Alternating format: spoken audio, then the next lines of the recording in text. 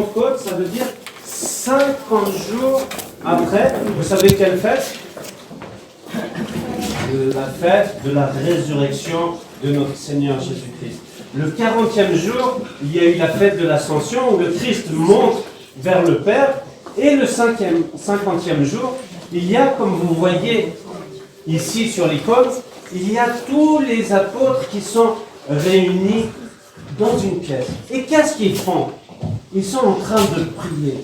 Dès le premier jour après la résurrection, ils se sont réunis ensemble pour prier ensemble.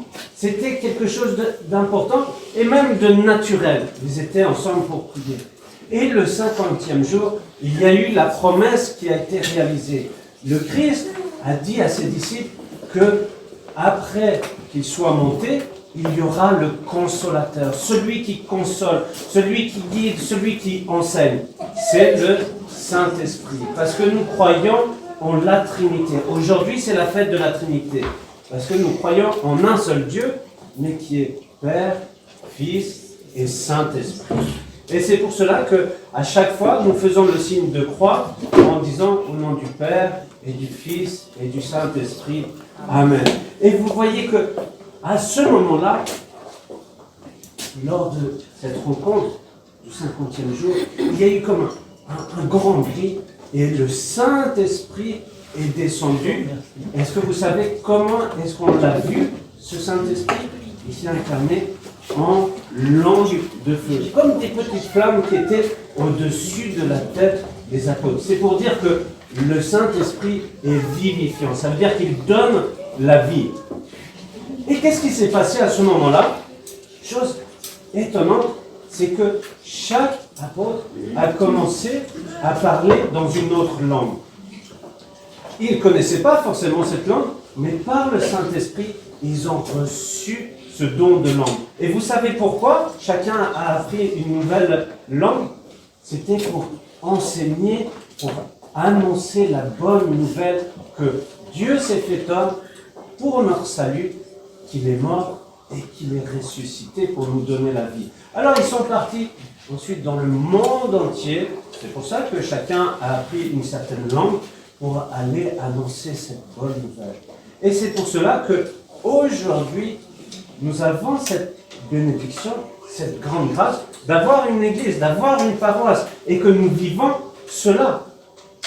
Vous avez vécu cette descente du Saint-Esprit, vous savez à quel moment dans votre vie? C'était lors de votre baptême. Lors du baptême, il y a eu, peut-être que vous ne vous souvenez pas, mais les parents s'en souviennent, vous avez été mis dans l'eau, plongé 3 fois, et ensuite il y a eu une chrismation. C'était une imposition du signe de croix un peu partout sur votre corps, et ça c'était la descente du Saint-Esprit. Et vous savez que finalement, à chaque fois que dans l'Église, nous célébrons un sacrement, est-ce que vous connaissez qu'est-ce qu'il y a comme sacrement?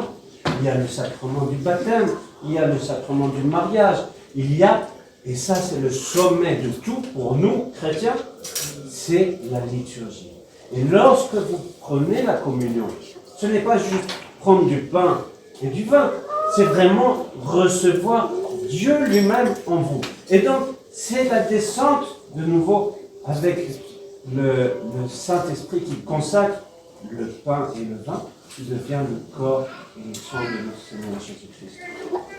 Et c'est pour cela que vous gardez aussi votre croix sur vous.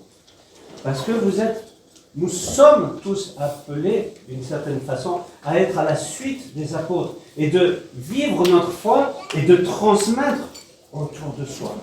Ce n'est pas forcément avec des pancartes et tout cela en disant « moi je suis chrétien orthodoxe, je suis baptisé ». Non, c'est en essayant de vivre votre foi. Alors déjà, à la maison, comme je vous ai montré, en faisant le signe de croix devant vos icônes. Et quand il y a des moments difficiles, un peu plus compliqués, peut-être à l'école s'il y a quelqu'un qui vous embête et tout cela, demandez toujours l'aide de Dieu. Justement, en invoquant le Père, le Fils et le Saint-Esprit.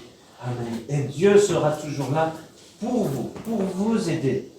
Et maintenant, vous avez une responsabilité, pas seulement vos parents, et ça je dis aussi aux parents, Mais vous aussi, vous avez reçu quelque chose. Vous avez reçu la foi. Vous avez reçu le baptême.